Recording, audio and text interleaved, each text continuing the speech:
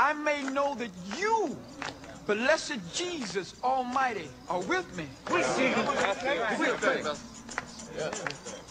And I have no fear. Amen. Amen. Oh, my Lord, Lord, Lord, Lord. Oh, my Lord, Lord, Lord, Lord. Só até aí. A gente já entendeu mais ou menos. Um dia a gente vai passar isso aí completo. Ali vai dar início os cânticos que depois nós vamos conhecer como música gospel do avivamento que vai ocorrer na rua Azusa. E como que os ritmos surgiram. Irmãos, eu quero dizer uma coisa para vocês aqui.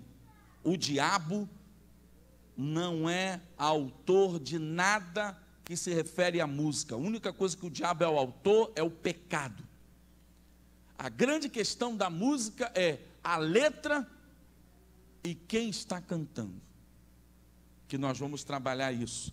Vamos até, voltando a esses textos que a gente ministrou aqui, leu aqui. No primeiro texto nós lemos Êxodo 25. Deus disse lá no verso 8: me farão um santuário, para que eu possa habitar, para que eu possa viver, para que eu possa estar no meio. E depois Paulo vai dizer que nós somos o santuário de Deus. E aí, Deus, quando constrói o tabernáculo, eu vou mostrar isso nesse curso, Deus, a última cortina do tabernáculo, Deus manda que desenhasse na cortina a figura de um ser celeste. Quem lembra qual é o ser celeste? Que está em cima de uma arca. Querubim. Palavra hebraica que significa ser ardente ou guardião da glória de Deus. Por que será que Deus fez questão que Moisés colocasse na última cortina do tabernáculo a figura daqueles querubins e que, na hora que nós estamos lendo o verso 22, que eu vou até lá rapidamente, isso aqui é importante para nós entendermos um princípio de adoração e louvor. Ali virei, versículo 22 de Êxodo 25, e de cima do propiciatório, era onde ficava aquela tampa, onde ficavam os querubins, propiciatório, lugar de perdão, onde era aspergido o sangue do sacrifício anual. E no meio dos querubins que estão sobre a arca do testemunho, eu falarei. Deus falando no meio de querubins. Por que que Deus está falando no meio de querubins? Há alguém que foi, o texto bíblico indica, alguém que foi o regente, foi o mestre de adoração no céu, e a sua categoria era querubim.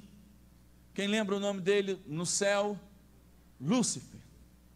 Querubim. E nós vamos observar que os querubins estão relacionados com a glória e o louvor. Deus se sente bem no meio dos louvores. Aí o Salmo 22 diz que o Senhor habita entre os louvores, entre os querubins. Por que será que Deus habita no meio dos louvores?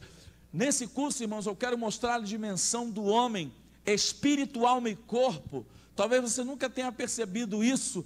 Por que espírito, alma e corpo relacionado à pessoa de Deus, à pessoa do Espírito Santo e à pessoa de Jesus Cristo? A música, como é que é a composição da música? Harmonia? E o que mais? O pessoal aí fugiu da aula de música, né? Eu escutei por aqui. Os músicos também têm que entender. Vamos repetir? Harmonia, melodia e ritmo. Eu vou mostrar para vocês como que isso não é simplesmente o acaso, mas como que a melodia, o ritmo e a harmonia está entrelaçada com o espírito, alma e corpo do homem. Deus criou o homem como um ser musical. Aí Isaías vai dizer: formei para mim um povo que me louve. Você vai começar a entender que abrir a boca para adorar a Deus não é tão somente abrir o inário, ler, mas é algo muito além disso. Muito além disso. Me farão um santuário para que eu possa habitar. Aí, lá no livro de Amós, nós lemos do tabernáculo caído de Davi. Que tabernáculo caído é esse de Davi? E por que, aí depois em Atos 15, nós não lemos isso, mas depois você pode ler Atos 15, do versículo 15 a 18, Tiago fala desse tabernáculo que de novo seria reerguido. Aí vamos entender, aí tem um conhecimento bíblico. O tabernáculo, ele parou no tempo de que período bíblico? Os patriarcas, os juízes ou monarquia? Quem lembra? Quem foi o último juiz de Israel? Que foi o primeiro profeta da escola de profeta nesse aspecto? Samuel. Mas o último juiz, Samuel, mas antes dele foi Eli. E Samuel estava como criança no tabernáculo, ouviu a voz de Deus. E Eli estava sentado quando ouviu uma história. Os filisteus estavam vindo atacar o povo de Israel. E aí os filhos de Eli, querendo pegar um instrumento, um utensílio da arca como uma espécie de amuleto. Qual foi? O que eles pegaram? A arca da aliança. E levaram para a guerra. E quando os filisteus olharam e viram a arca, ficaram com medo, que conheciam a história daquela arca. E quando aquela arca aparecia, o Deus de Israel se manifestava. Mas só que tem um detalhe ali, irmãos. Eles estavam trazendo a arca, mas o Deus da arca não está vindo. O diabo percebe quando a glória de Deus não está na sua vida, ainda que você esteja aqui cantando maravilhosamente, feito Frank Sinatra. Mas Deus olha, ou melhor, o diabo olha e não vê a glória dele ali, apenas está vendo uma pessoa cantando. E quando eles trouxeram a arca, e eu vou trazer alguns princípios sobre isso, tem muito, depois a gente fala sobre isso, mas a arca veio, a glória de Deus não veio, e a arca foi o quê? Levada pelos filisteus. Aí Davi, olha, Saul se torna rei. Saul se preocupou em trazer a arca da aliança? Sim ou não? Não. Saul não queria governar com a glória de Deus e a presença de Deus. Saul queria fazer conforme que bem desce na cabeça dele. Mas quando Davi se torna rei de Israel, a primeira ordem que Davi dá é: tragam a arca. Não é o objeto do nosso estudo aqui, da nossa palavra, mas nós vamos falar isso no estudo. Por que Davi trouxe a arca e quais foram as implicações? Mas o que eu quero trazer logo de imediato é que Davi queria governar com a glória de Deus e com a presença de Deus. E a arca veio. E Davi então estabelece uma tenda, que não é a tenda que está em Gibeon, é uma tenda que só está a arca. E ali tem um princípio fantástico sobre a adoração nos dias de hoje, porque Davi tipificava Jesus Cristo, que mais tarde nós vamos ver isso.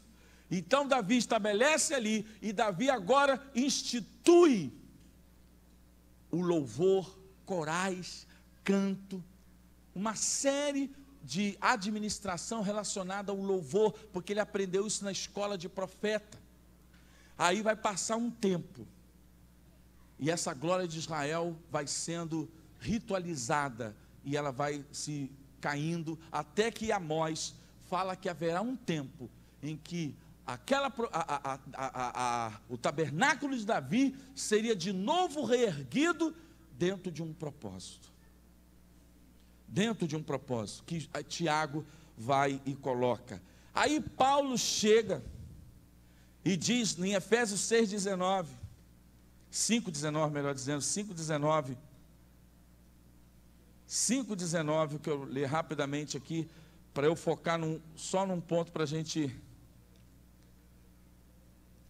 fechar dentro desse contexto, falando entre vós,